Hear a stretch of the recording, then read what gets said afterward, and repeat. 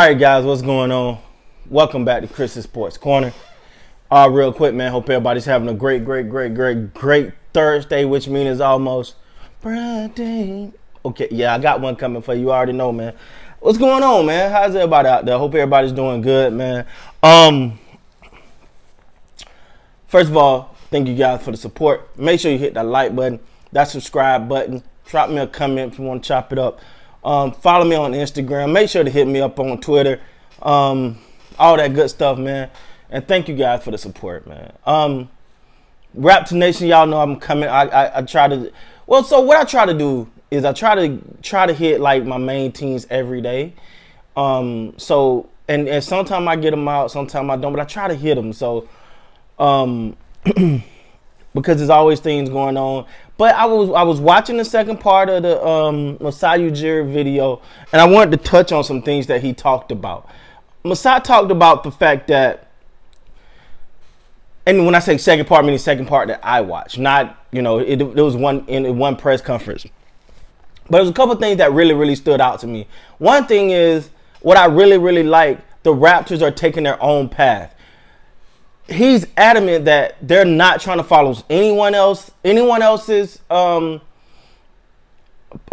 way of doing things, right? Like the proverbial playbook of whatever any other team in the NBA is doing, they're gonna do it the Raptors way, and I'm okay with that. I like that. You build it everyone trying to do what everyone's doing, just start to look like everyone else. And he's confident in his position of, listen, we know what the Raptor organization is. We know that the Raptors are Toronto itself is a great place. The team is a great team. The atmosphere is the atmosphere. The country is the country. And he was adamant in the fact that this is a great place. If you don't understand that, or we're not gonna fret because people don't flock to come here. He don't care. Yeah, sure. I'm quite sure he would love to get big name free agents, but the fact that they're not getting big name free agents is not going to stop him from continuing his mission and continue what he's trying to do. And for one, I applaud that. I applaud that from Masai Ujiri, man. One thing he was adamant about is being with the Toronto Raptors and being able to actually being given the opportunity to really do the different things, not just basketball, but throughout, right? Like he made a point about Toronto being a central hub for the world, meaning the way he looks at it is by being in Toronto, he can have an effect in United States. He can have an effect in Africa. He can have an effect in Asia. Like, now, I don't know in his mind everything that he got going on, because apparently this man got a lot going on. A lot of aspiration, a lot of dreams, and he was adamant about the Toronto Raptors Platform and what being in Toronto actually means.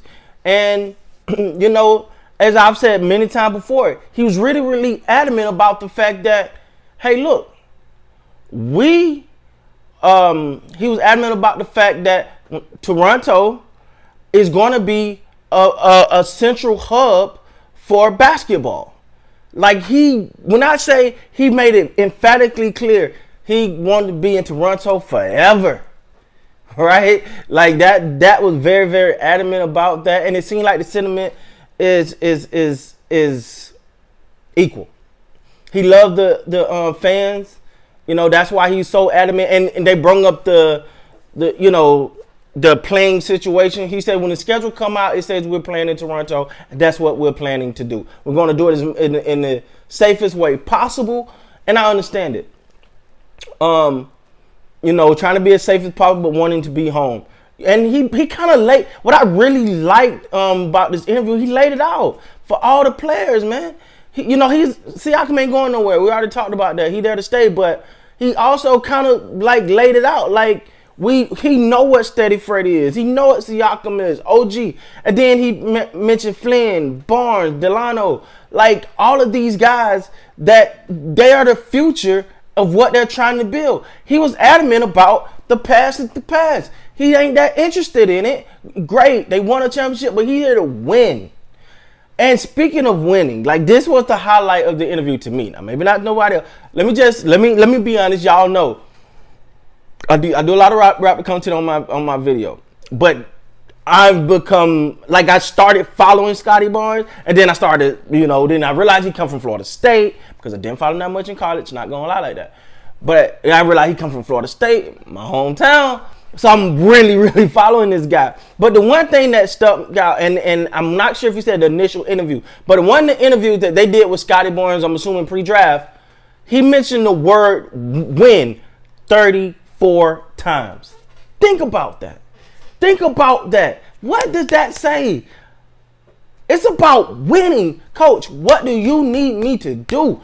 It's about winning, man. Because so many times for young players, it's about what I can do, how I can be, what I can do. I. And I get it. It's not a knock on them because they're trying to say, hey, I'm that guy. This is the reason why you should choose me. No knock on them for that. But when you hear a player mention winning that many times in an interview about, becoming a part of a team, you got to salute that. But the biggest thing about that to me is the fact that that type of attitude, that mentality is infectious throughout the entire team. When a person is constantly talking win, it kind of almost starts, all I do is win. I almost start singing the song. That's what you want, man. That's ultimately what you want as an organization. That's the type, when you get a young player that comes in there and it's about winning and you see his passion for the game, you see how, let me tell you something. This young man, I'm going to say this. This young man is a future leader of this team. And I'm talking near future.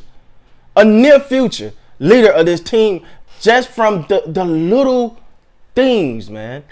He came, like y'all know the story. He came into Florida State as a power forward. Coach Hamilton said, no, you're going to play point guard. He said, okay. Didn't really like it at first. Never complained, never mentioned he didn't like it. Sucked it up and became a point guard. And then now you look at a person that used to play in power forward but not understand a point guard. Do you understand how big that is? That's the equivalent of being able to think like a point guard. Meaning the point guard's pick and roll, the sweet spot for the ball, right? Like it's not just a chest pass. Might need to be that bounce pass a little bit in front. You can think like a point guard because you played the position, which make everybody else's job easy. Guys, I can go on and on. But that press conference, man, he said so much. Like I said, I try to dumb it all down a little bit to squeeze it because I try not to make too long videos. But man, it was amazing. But the biggest takeaway for me was the fact that Scottie Barnes mentioned winning 34 times. That guy mind in the right place, man. With that being said, guys, please like, comment, subscribe to the channel. Till next time, you gotta be